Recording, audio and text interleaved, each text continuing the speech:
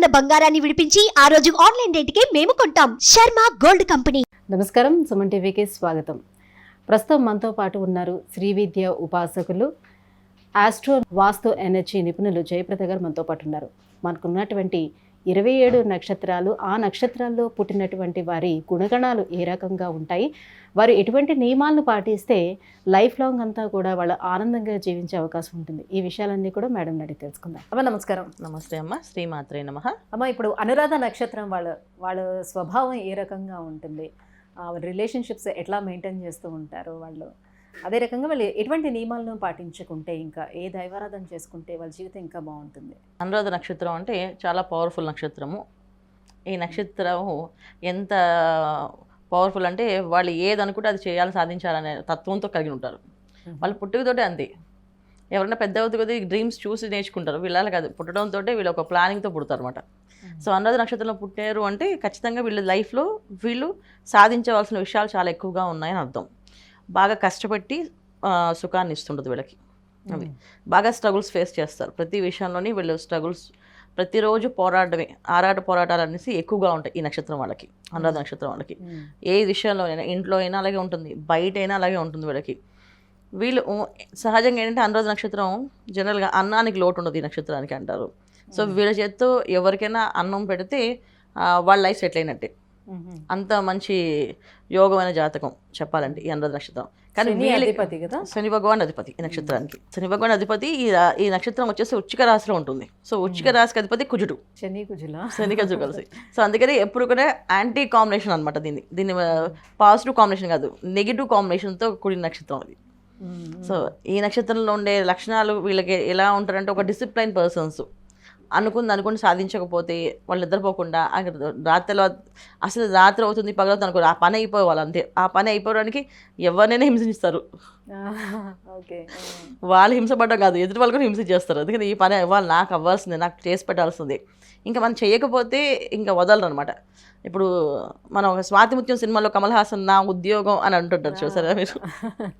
So అలాగే ఒక పని చెప్పామంటే ఇంకా వాళ్ళు ఆ పని వరకు వాళ్ళు వెంట పడుతూనే ఉంటారు. ఈ పని కంప్లీట్ చేయాలి, ఈ పని అవ్వాలి, ఈ పని అవ్వాలి, ఇలా జరగాలి అని చెప్పేసి.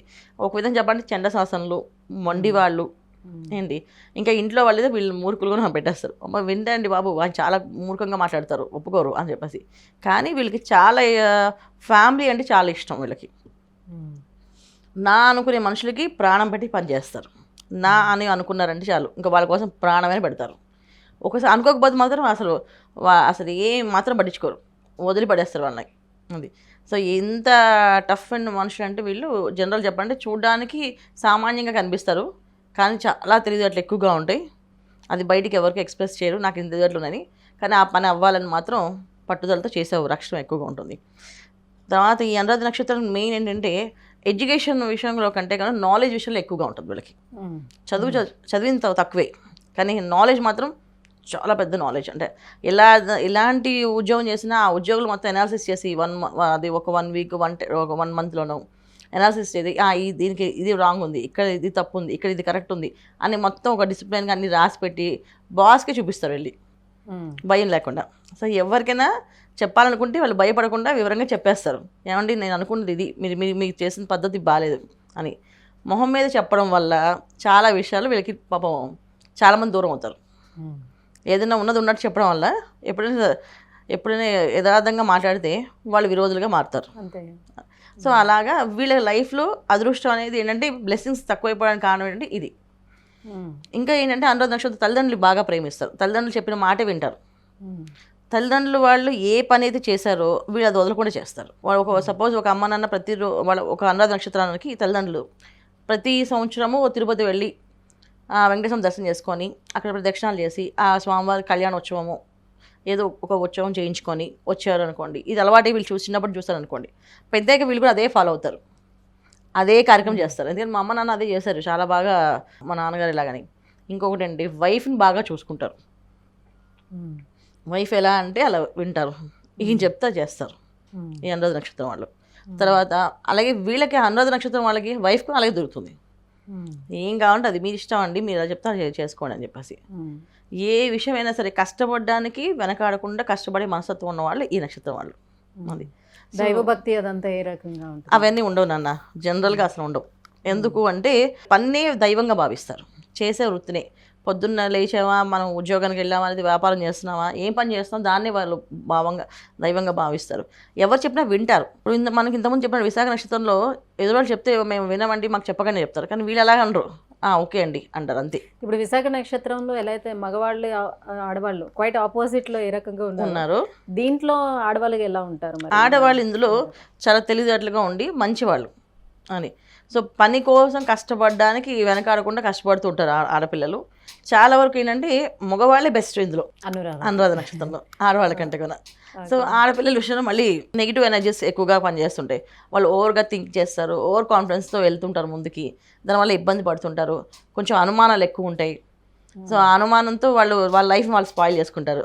ఇప్పుడు అనురాధ నక్షత్రం అమ్మాయి కొంచెం సామంచాయిగా ఉంది అనుకోండి, ఒక అందమైన అబ్బాయి వచ్చాడు అనుకో వివాహానికి, ఇంకా ఆ ఫోన్లు ట్యాపింగ్ చేసుకోవడం, ఫోన్లు చెక్ చేయడము, ఈయన కరెక్ట్గా నా ఇంటికి వస్తున్నాడా, ఎక్కడికి వెళ్తున్నాడా, ఇక కొంచెం అది స్వయంకృత అపరాధాలు అంటారు కదా, అలా వాళ్ళే హింసించుకుంటారు.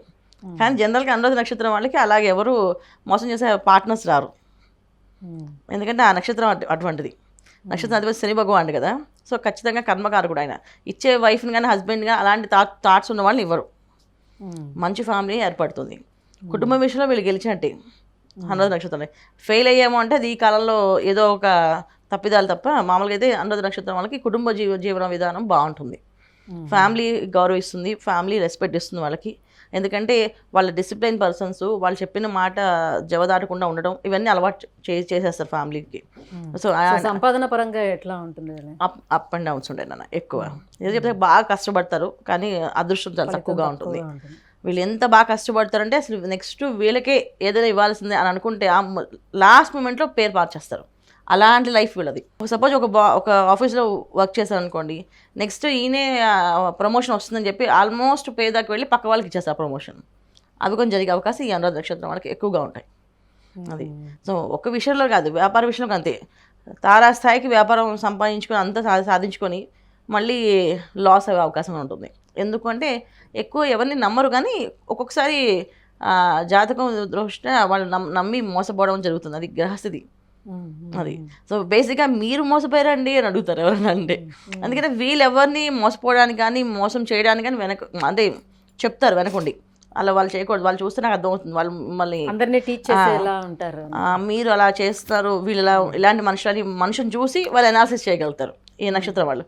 సో వీళ్ళు మోసపోతారు అనుకుంటావా? అనుకోం కదా. కానీ ఎవరైనా వీళ్ళని చూసినప్పుడు వీళ్ళు మోసపోయారని తెలిస్తే మీరెలా మోసపోయారు అని చెప్పేసి అని అనుకుంటారు. సో అది గ్రహస్థితి, వాళ్ళ జాతకంలో ఉండే వాళ్ళ దోషాలు, ఆ టైము. కొంతమంది టైం వస్తే తప్పదు, కొన్ని పేర్లు నెంబర్లు అవి బాగాలేక వాళ్ళ నాలెడ్జ్ అంతా కూడా ఒక బూడిదలో పోసిన పన్నీరు అది. సో పన్నీరు బూడిదలో పోస్తే ఏం స్మెల్ వస్తుంది, ఏం ఎంజాయ్ చేయలేం. అలాంటి లైఫ్ ఈ అనురాధ నక్షత్రం. మరి ఎటువంటి పరిహారాలను వీళ్ళు పాటించుకుంటే మరి వాళ్ళ జీవితం బాగుండే అవకాశం ఉంటుందో తెలియజేస్తారు. వీళ్ళు ఎల్లవేళ శివారాధన ఎక్కువ చేయాలన్న. శివారాధన చేయడం వల్ల, శివుణ్ణి ఎక్కువ పూజించడం వల్ల అండి సక్సెస్ అనేది చాలా బాగుంటుంది లైఫ్లో. అది శివాలయాలు దర్శనం చేసుకోవడం, అది జనరల్గా గుడికి వెళ్ళడము, లైన్లో నించోవడం అన్నీ ఇష్టం ఉండదు వీళ్ళకి. అంత లైన్లో నించోని అంతసేపు గుళ్ళో దేవుడిని చూడడానికి అంతసేపు చేయాలా అనే లక్షణం ఎక్కువగా ఉంటుంది. అవన్నీ మానేసి పర్వాలేదు తప్పదు అని చెప్పి వెళితే వీళ్ళ లైఫ్లో సక్సెస్ అనేది వస్తుంది ఖచ్చితంగా. సో పనినే దైవంగా భావించడం తప్పేం లేదు, కానీ కొన్ని విషయాల్లో, కొన్ని జాతకం విషయంలో ఉండే ఎవరికైతే పర్సనల్ జాతకాల్లో కొన్ని ఇబ్బందులు ఉంటాయో దాన్ని ఎదిరించాలంటే భగవంతుడు హెల్ప్ కంపల్సరీ కావాలి. సో అందుకని దేవుడికి ఖచ్చితంగా వీళ్ళు ప్రార్థన, దేవుడిని నమ్ముతారు, నమ్మకపోవడం ఏం లేదు. కానీ లైన్లో నిలబడి అంత దేవుడిని దర్శనం చేసుకోవాలంటే వీళ్ళు వినరు. ఫ్రీగా ఉంటే వెళ్ళి దండం పెట్టుకొని వచ్చేస్తారు, 5 నిమిషాలు అయిపోతుంది అంటారు. అంతేగాని అంతంతసేపు లైన్లో ఉండి వెళ్ళి చూడాల్సి ఏముంది, అక్కడే వెంకటేశ్వర ఇక్కడ వెంకటేశ్వర లేదా అంత అనే భావం ఎక్కువగా ఉంటుంది. సో వాదన తగ్గించేసి కొన్ని విషయాల్లో క్షేత్ర దర్శనాలు చేయడం వల్ల వీళ్ళకి యోగాలు వస్తాయి. అంటే మామూలుగా లోకల్గా ఉండే ఇప్పుడు ఏ ఊర్లో ఉంటే ఆ ఊర్లో కాకుండా తిరుమల కానీ, అలాగే శ్రీశైలం కానీ, అరుణాచలం కానీ ఇలా క్షేత్రాలకు వెళ్ళి అక్కడ నిద్ర చేసి అక్కడ స్వామివారి దర్శనం చేసుకొని రావడం వల్ల వీళ్ళకి చాలా యోగమైన కాలాలు రాణించగలుగుతారు. ధన్యవాదాలమ్మా. నమస్తే అమ్మా. శ్రీమాత్రే నమః. సుమన్ టీవీలో మీ పర్సనల్ అండ్ బిజినెస్ ప్రమోషన్స్ కోసం కింది నెంబర్కి కాంటాక్ట్ చేయండి.